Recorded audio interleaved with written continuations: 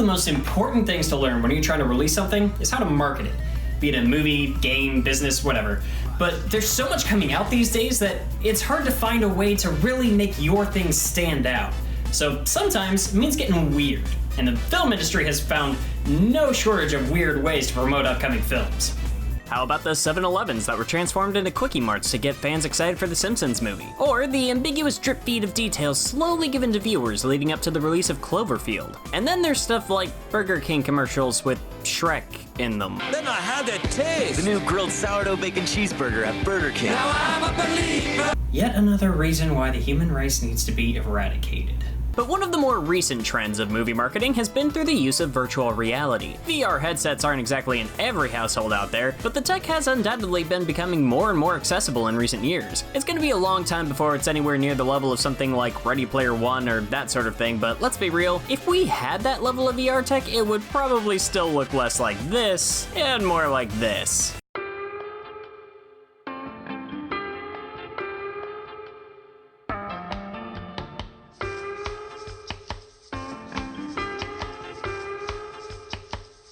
But with millions of people out there using virtual reality headsets, it seems like a good way to bring some fresh new marketing experiences right into people's homes, and instead of trying to bring a part of a fictional world into ours, it gives studios an opportunity to help us leave our world and jump into another one entirely. Sony and Marvel Studios obviously saw some potential in this idea as they started to dip their toes into the concept when promoting both Spider-Man Homecoming and Spider-Man Far From Home. Both were released for free for Oculus, Vive, and PSVR owners around the time of each film's release. Today we're gonna take a crack at both on the PSVR and see what they actually have to offer. Of all the superheroes out there, I think it's safe to say that most of us would love a chance to spend some time as Spider-Man. I've talked about this before back when I was doing that marathon of reviews on Spidey games, but his powers are some of the most fun and inventive the comic industry has ever seen, and the potential for bringing something like that into virtual reality is practically limitless. It's a real shame then that the Spider-Man Homecoming VR experience doesn't take advantage of any of it. I mean, it starts off well enough. You get your new suit out of the Karen briefcase and get to look at yourself in the mirror. I think my favorite part about it is how your eyes grow and shrink, but honestly, I have no idea how that's actually controlled. It really is neat seeing yourself move around in the costume though. Not a bad way to kick things off. You know, it honestly makes me think, I'm not doing this right.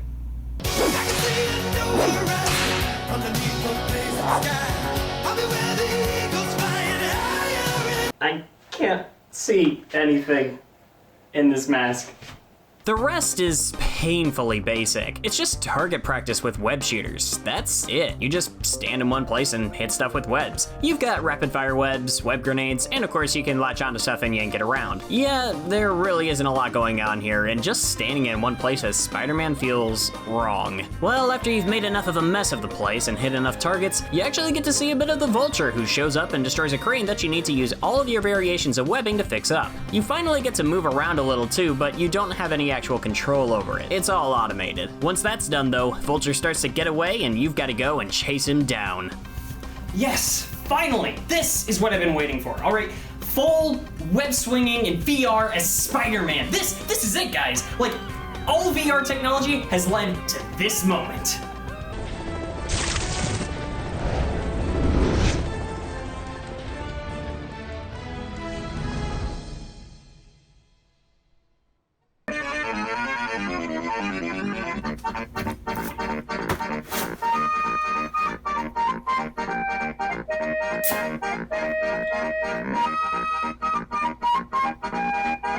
They ask you how you are, you just have to say that you're fine when you're not really fine, but you just can't get into it because they would never understand. Am I mad? Can I even be mad? It's a free download for experimental hardware. I'm pretty sure that the people who slapped this together were given the budget of a bag of peanuts, so I don't know if I should really have expected much more here. At the same time, it's hard not to be disappointed. Sure, you get to use your web shooters, but not for what everyone really wants to use them for, and man, what a mean trick, making me think for a second that I was actually gonna get that at the end. But we're looking at 2 VR experiences in this video, and there were roughly 2 years between the development of these. Maybe things are a little different this time. Maybe we've got a bit more to look forward to. The way the Far From Home VR experience starts is more or less the same, with you trying to get on your Spider-Man suit, but this time you're in Peter's room instead of some random building top. And we actually have Tom Holland and Jacob Batalon?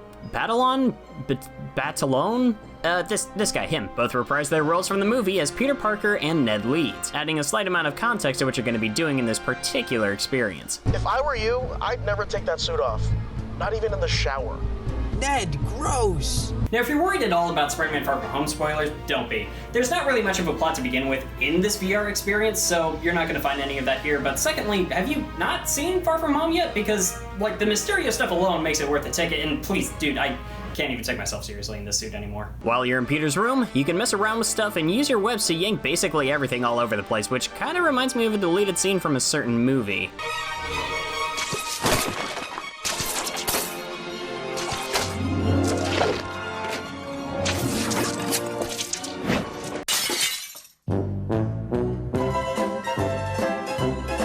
Once you're done breaking everything you own, just shoot a web out the window and start a tutorial that shows you how to move around. It's as simple as holding a button to move forward and you'll just start running in whatever direction you're facing. Of course, you can only turn around so much when you're wearing a VR headset, so you can use 2 of the buttons on your move controllers to snap in a certain direction. It's jarring at first, it really is, but it doesn't take too long to get used to. You can jump pretty high, and if you move forward while clinging onto a surface and looking up, you can actually climb walls. You can also attach webs to 2 different surfaces and bring the webs together to create a web net. So wait, we can run around freely, jump and climb on walls, attach webs to surfaces? Does that mean...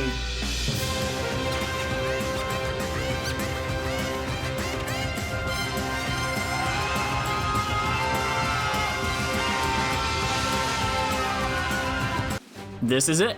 This is what I wanted. The game sets you in an open world city and just lets you go at it, swinging around on webs at your leisure. Sure, the buildings are kinda jank and textures don't pop in until you're like 5 feet from them, but who cares? I'm swinging around New York City as Spider-Man. This is amazing. I mean, it might not be 1-for-1 what I would expect out of web swinging, as gravity doesn't exactly work how you would expect. Like, you'll be swinging from a building, but you don't really have much of an arc. You kinda slowly zip towards whatever surface you're attached to, so yeah, Spider-Man 2 this ain't, but it's still so much fun. And if you pull yourself forward with a web, you'll actually get a pretty good speed boost too, which adds to the thrill, but also this is a pretty good workout after a while. After you swing around having your mind blown for a bit, things take a little bit of a turn as pieces of the road start falling out of the sky and knock you out. When you wake up, you see a random giant robot surrounded by little drones that are covering it with pieces of debris. This is actually a pretty fun idea, as you actually need to use your webs to get the debris armor off the robot, which is a neat way of taking advantage of Spider-Man's abilities. You gotta watch your web levels though, cause you can run out. But to refill, you just have to point your hands out of your field of vision and a quick button press will fill them right back up. But the drones and the robot can shoot you with some sort of energy blast that can disable your web shooters for a short while, and if they both get disabled at once, you gotta run to a safe place real quick and recoup before jumping back into action. Eventually though, you can take the thing down, but I kinda don't want to say what you have to do to make it happen, since I think it's a little more fun if you have to figure it out while you're playing through it. But I mean, it really isn't anything too complicated. You'll figure it out. And yeah, that's kind of the end, but there's actually still more to do, as once you finish the,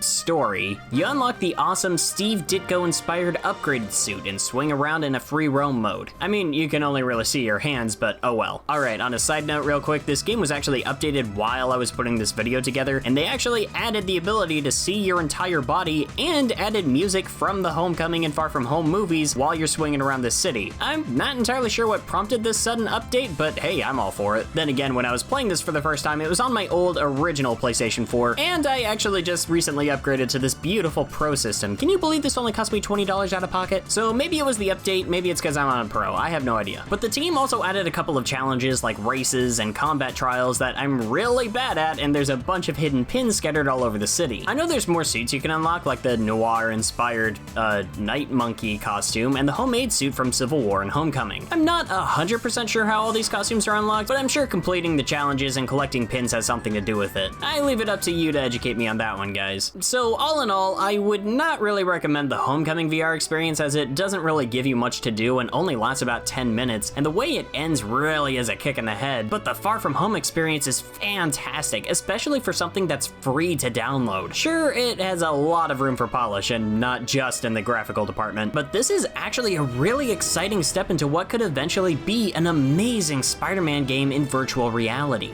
So if you've got a VR headset of your own, be sure to download the Spider-Man Far From Home VR experience and just have an absolute blast. Though, please, take some breaks in between your web slinging. Don't be like me and spend like 2 hours giving yourself that feeling of vertigo. otherwise. But for now, friends, fans, and true believers, subscribe if you feel so inclined, follow me on Twitter if you want to know what I'm up to, and until we see each other again, thank you so much for watching. See you next mission. Ah, what the heck. Yeah! This is it! Who's Spider-Man? You Spider-Man. Yeah,